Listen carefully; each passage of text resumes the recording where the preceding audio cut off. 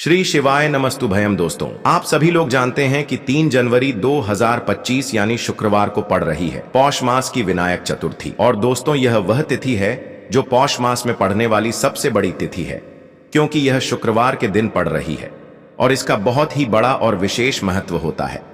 पूज्य गुरु जी ने कहा है कि अगर कभी भी मौका लग जाए और पौष महीने की शुक्रवार विनायक चतुर्थी तिथि को पड़ जाए तो आप लोगों को 5 गेहूं के दाने वाला उपाय तो अवश्य ही करना चाहिए। इन दोनों का संयोग बहुत ही कम आता है। इसी के साथ में गुरु जी ने अपनी शिव पुराण कथा में बताया है कि इस दिन आपको एक 5 गेहूं के दाने वाला उपाय तो आपको अवश्य ही करना चाहिए, क्योंकि ऐसा दिन पूरे साल में सिर्फ एक ही बार आता है।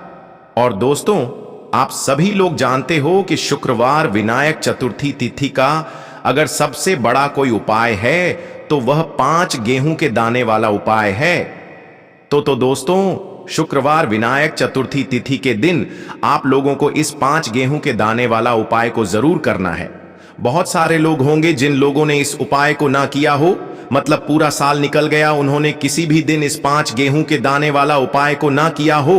पर दोस्तों, आपके पास एक आखिरी मौका बचा हुआ है, जो कि 3 जनवरी 2025 शुक्रवार विनायक चतुर्थी तिथि के दिन है, स्विंगल। इस दिन आप लोगों को इस वाले उपाय को जरूर कर लेना है।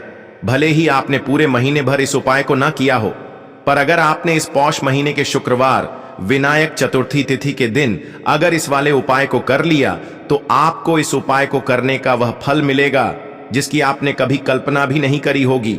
इसीलिए आप लोग इस वाले उपाय को एक बार जरूर कर लेना है, ताकि आप लोगों के हाथ से यह मौका ना जा सके और आपको इस उपाय को करने का फल मिल सके। दोस्तों, यह उपाय पंडित जी ने अपनी अभी की ही श्री शिव महापुराण की कथा में बताया है। जी, इस उपाय को आज हम आपको बहुत अच्छे से समझाने वाले हैं। इस वीडियो को देखने के बाद इस उपाय को समझने के लिए आपको कोई और वीडियो को देखने की जरूरत नहीं पड़ेगी। तो चलिए दोस्तों, उपाय को शुरू करते हैं। देखिए, यह इस पौष महीने के शुक्रवार विनायक चतुर्थी तिथि के दिन यह इतना खास होता है, इतना महत्वपूर्ण होता है। देखा गया है कभी कभी बड़े बड़े पूजा पाठ अनुष्ठान से जो मनोकामना पूर्ण नहीं होते, वह पौष महीने की शुक्रवार विनायक चतुर्थी तिथि के दिन एक छोटे से उपाय करने से ही आपकी मनोकामना पूर्ण हो जाती है। और बहुत सारे लोगों ने इस उपाय को किया भी है और उनको इस उपाय को करने का फल भी जरूर मिला है।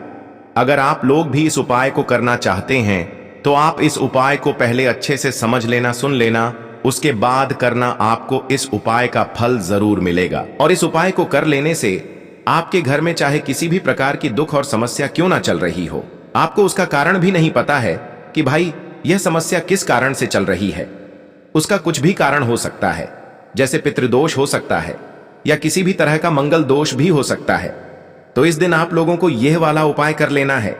यह एक ऐसा उपाय है जिस उपाय को अगर किसी विशेष दिन पर किया जाए तो भाई उस विशेष दिन का जो है वह तो हमें मिलता ही मिलता है, पर हमने उस दिन पर इस उपाय को किया है तो हमें उससे भी बड़ा फल मिलता है और फल बहुत जल्दी मिलता है, क्योंकि आप इस उपाय को बहुत ही बड़े और विशेष दिन पर कर रहे हो। तो चलिए अब उपाय के बारे में बात करते हैं, लेकिन उससे पहले आप लोगों को यह जानना आवश्यक है कि आखिर यह उपाय किस समय करना है, किसको करना है और कैसे करना है। तो चलिए हम आगे आपको वीडियो में एक एक करके बता देते हैं।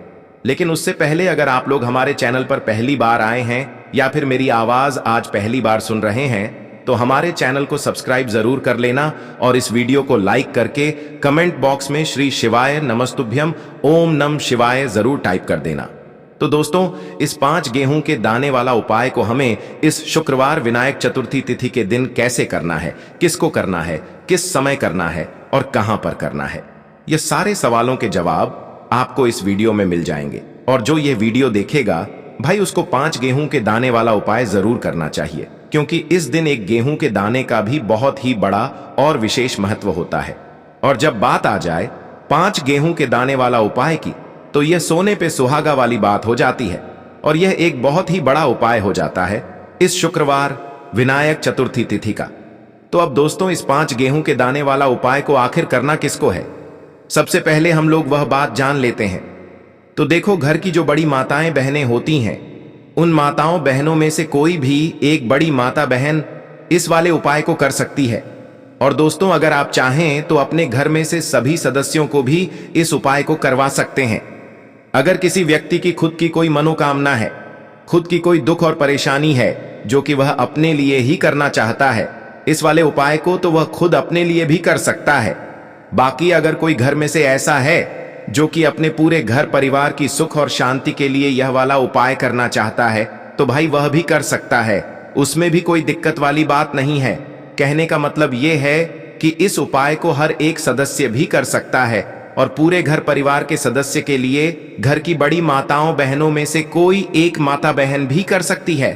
माताएं बहनें अगर घर में उपस्थित ना हो या वह यह वाला उपाय ना कर पा रही हो, तो फिर घर का कोई बड़ा सदस्य भी इस 5 गेहूं के दाने वाला उपाय को कर सकता है, चाहे फिर वह पुरुष ही क्यों ना हो, उसमें कोई भी दिक्कत वाली बात नहीं है। उसके बाद में दोस्तों, जो अगला प्रश्न निकल कर आता है वो ये आता है इस उपाय को लेकर कि आखिर इस उपाय को हमें किस समय करना है, सुबह के समय करना है कि शाम के समय करना है। तो देखो, इस वाले उपाय को आप लोग सुबह के समय भी कर सकते हो और शाम के समय प्रदोष काल में भी कर सकते हो। अब अगर आप पूछो कि भाई सबसे उत्तम समय कौन सा रहेगा इस 5 गेहूं के दाने वाला उपाय को करने का, तो हम आपसे बस यही कहेंगे कि इस उपाय को आप सुबह के समय करेंगे तो ज्यादा बेहतर होगा। बाकी अगर प्रदोष काल शाम के समय भी करेंगे तो भी अच्छा होगा, उसमें कोई भी दिक्कत वाली बात नहीं है। तो अब दोस्तों, जो अगली सबसे बड़ी और महत्वपूर्ण बात आती है वह यह आती है कि सुबह अगर हम उपाय को करेंगे तो हमें कितने बजे से लेकर कितने बजे तक के बीच में करना है, और शाम के समय प्रदोष काल में करेंगे तो हमें कितने बजे से लेकर कितने बजे के बीच में करना है। तो देखो, सुबह जितनी जल्दी हो सके आप उपाय को करने की कोशिश करना। बाकी अगर किसी कारणवश लेट भी हो जाओ, थोड़ी देर भी हो जाए, तो 10 या 11 बजे तक भी आप उपाय कर लेना, पर 12 बजे से ज्यादा देरी ना हो, ठीक है? इस बात का ध्यान रखना। उसके बाद में दोस्तों, अगर शाम के समय प्रदोष काल की बात करें, प्रदोष काल का जो समय होता है वो शाम के 6 बजे से शुरू हो जाता है। मतलब शाम के 6 बजे से लेकर 7 बजे के बीच का जो समय होता है, यह समय प्रदोष काल का समय होता है। तो आप इस उपाय को 7 या 8 बजे के बीच में भी कर सकते हो। मतलब शाम के 6 बजे से रात 8 बजे के बीच में आप कभी भी इस वाले उपाय को कर सकते हो, उसमें कोई भी दिक्कत वाली बात नहीं है। देखिए, हम सभी को बताएं कि चतुर्थी की तिथि भगवान गणेश को प्रसन्न करने के लिए होती है, और भगवान गणेश जो है हमारे जीवन में सुख समृद्धि बढ़ाने का कार्य करते हैं, हमारे जीवन में बुद्धि ज्ञान और विवेक की प्राप्ति करवाते हैं, हमारे जीवन की सारे विघ्न और संकट को हर हैं। ऐसे विघ्नहर्ता गणेश जी के ये 3 महा उपाय होने वाले हैं जो आपकी समस्त मनोकामना को परिपूर्ण करेंगे, समस्त बाधाओं को दूर करेंगे। देखिए, पहला जो महा उपाय है विशेषकर बुद्धि ज्ञान और विवेक की प्राप्ति के लिए होने वाला है, और दूसरा जो महा उपाय है हमारे जीवन से धन संबंधित सारी परेशानियों को दूर करने के लिए होने वाला है, और तीसरा जो महा उपाय है विशेषकर हमारे जीवन से सारे संकट कष्ट और बाधाओं को दूर करने के लिए होने वाला है। देखिए दोस्तों, पूज्य गुरु जी की कथा को सुन करके और समझ करके ही आपको समझाने का पूरा प्रयास करूंगा। लेकिन दोस्तों, वीडियो में आगे बढ़ने से पहले वीडियो को लाइक करें। चलिए दोस्तों, बात करते हैं विनायक चतुर्थी तिथि पर किए जाने वाले पहले विशेष उपाय के बारे में। देखिए, इस उपाय को करने के लिए मात्र आपको 5 गेहूं के दाने लेना है। इसी के साथ आपको एक तांबे के पात्र के अंदर शुद्ध जल ले लेना है। देखिए, यह जो उपाय है विशेषकर आपके जीवन से जितने भी संकट कष्ट और क्लेश है उन सभी को दूर करने वाला है। देखिए, सबसे पहले तो आपके पास जो 5 गेहूं के दाने हैं उन्हें आपको थोड़ा सा गीला कर लेना है।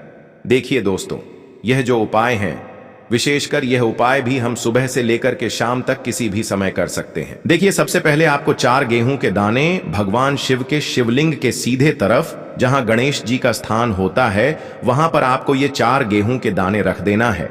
देखिए, गेहूं के दाने को रखते समय आपको ओम गण गणपते नमः इस मंत्र का कुल 11 बार जाप करना है। यह जो 4 गेहूं के दाने हैं आपको भगवान शिव के शिवलिंग के सीधे तरफ गणेश जी वाले स्थान पर समर्पित कर देने हैं। अब दोस्तों आपके पास जो एक गेहूं का दाना यानी कि पांचवा और अंतिम जो गेहूं का दाना बचा है उसे आपको उस जल के पात्र के अंदर डाल देना है और गेहूं से युक्त यह जो जल है आपको भगवान शिव के शिवलिंग पर समर्पित कर देना है। श्री शिवाय नमस्तुभयम इस मंत्र का जाप करते हुए देखिए, जल समर्पित करने के बाद आपको भगवान शिव से और भगवान गणेश से प्रार्थना कर लेनी है कि हमारे जीवन में जितने भी संकट, कष्ट और क्लेश हैं उन सभी को आप दूर करें। साथ ही साथ हमें हमारे जीवन में बुद्धि, ज्ञान, विवेक और ऐश्वर्य की प्राप्ति हो। इस प्रकार से कामना करते हुए आपको यह पहला महा उपाय भी कर लेना है। अब दोस्तों हम बात करते हैं दूसरे उपाय के बारे में। देखिए, इस उपाय के लिए मात्र आपको 3 हरी इलायची लेना है। हरी इलायची आपको साबुत लेना है, खंडित नहीं होनी चाहिए, इस बात का ध्यान रखें। इसी के साथ आपको एक मिट्टी का दीपक लेना है। दीपक के अंदर आपको गोल बाती का प्रयोग करना है और उसे आपको शुद्ध घी से तैयार कर लेना है। इसी के साथ आपको एक तांबे के पात्र के अंदर शुद्ध जल ले लेना है और यह तीनों सामग्री लेकर के आपको पहुंच जाना है भगवान शिव के मंदिर में। देखिए, हरी इलायची जो होती है हमारे जीवन में धन संपदा को बढ़ाने का कार्य करती है और हरी इलायची महालक्ष्मी को भी बहुत प्रिय होती है। साथ ही साथ हरी इलायची भगवान गणेश को भी प्रिय होती हैं, जो आपके जीवन से सारे संकटों को दूर कर देती हैं। हरी इलायची भगवान शिव को भी बहुत प्रिय होती हैं, जो हमारे जीवन में धन संबंधित सारी समस्याओं का अंत कर देती है। देखिए, आपके पास जो 3 हरी इलायची हैं उनमें से आपको सबसे पहली जो हरी इलायची है भगवान गणेश जी वाले स्थान पर समर्पित कर देनी है। ओम गण गणपते नमः इस मंत्र का कुल 11 बार जाप करते हुए देखिए। दूसरी जो इलायची है आपको भगवान शिव के शिवलिंग पर समर्पित कर देनी है। देखिए, अब जो आपके पास एक जल का पात्र है उसमें से थोड़ा सा जल आपको, जहां आपने पहली हरी इलायची समर्पित की है गणेश जी वाले स्थान पर, वहां पर समर्पित कर देना है। और अंत में जो आपके पास थोड़ा सा जल और बचेगा उसे आपको पूरा जल भगवान शिव के शिवलिंग पर शुक्रेश्वर महादेव का स्मरण करते हुए आपको यह जल समर्पित कर देना है। अब दोस्तों आपके पास जो एक दीपक है उसे आपको प्रज्वलित करना है और आपके पास जो तीसरी हरी इलायची बची हुई है उसे आपको उस दीपक के अंदर डाल देना है और इस दीपक से आपको भगवान शिव की आरती उतारना है। यानी कि इस दीपक से आपको भगवान शिव की आरती कर लेना है और अंत में आपको भगवान से प्रार्थना करनी है कि यह जो धन संबंधित मेरे जीवन में समस्याएं चल रही हैं यह सभी समाप्त होने लग जाए। इस प्रकार से आपको भगवान गणेश और भगवान शिव से प्रार्थना कर लेनी है और यह दूसरा उपाय भी आपको कर लेना है। देखिए दोस्तों, अब हम बात कर लेते हैं तीसरे महा उपाय के बारे में। देखिए दोस्तों, इस उपाय को करने के लिए सबसे पहले हमें मात्र 7 हरे मूंग के दाने लेना है। देखिए, हरे मूंग के दाने से भगवान गणेश हमसे अति शीघ्रता से प्रसन्न होकर के हमारी जो भी मनोकामना है उससे परिपूर्ण कर देते हैं। तो इस प्रकार आपको 7 हरे मूंग के दाने लेना है।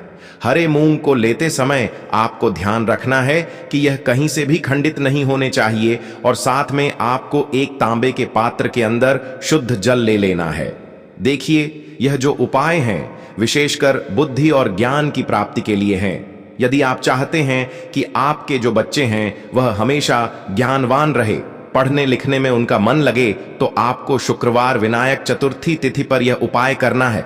देखिए, ये जो उपाय हैं आप सुबह से लेकर के शाम तक किसी भी समय कर सकते हैं। देखिए, बहुत से लोग पूछते हैं कि क्या यह उपाय हम घर पर भी कर सकते हैं, तो विशेषकर आप यह उपाय घर पर नहीं कर सकते हैं। देखिए, यह जो उपाय हैं आपको केवल और केवल मंदिर में ही करना है। देखिए, आपके पास जो 7 हरे मूंग के दाने हैं उन्हें आपको सबसे पहले तो थोड़ा सा गीला कर लेना है। अब देखिए दोस्तों, आपके पास जो 7 हरे मूंग के दाने हैं उनमें से आपको 4 हरे मूंग के दाने अपने सीधे हाथ में लेना है और श्री गणेशाय नमः या फिर ओम गण गणपते नमः इस मंत्र का जाप करते हुए यह जो 4 हरे मूंग के दाने हैं आपको शिवलिंग पर सीधे तरफ जहां गणेश जी का स्थान होता है वहां पर समर्पित कर देना है। अब देखिए दोस्तों, आपके पास अभी भी 3 हरे मूंग के दाने और बचे हुए हैं, तो उनमें से आपको एक हरा मूंग का दाना माता अशोक सुंदरी वाले स्थान पर समर्पित कर देना है और फिर एक हरा मूंग का दाना नंदी जी का जो पैर उठा हुआ होता है वहां पर आपको समर्पित कर देना है।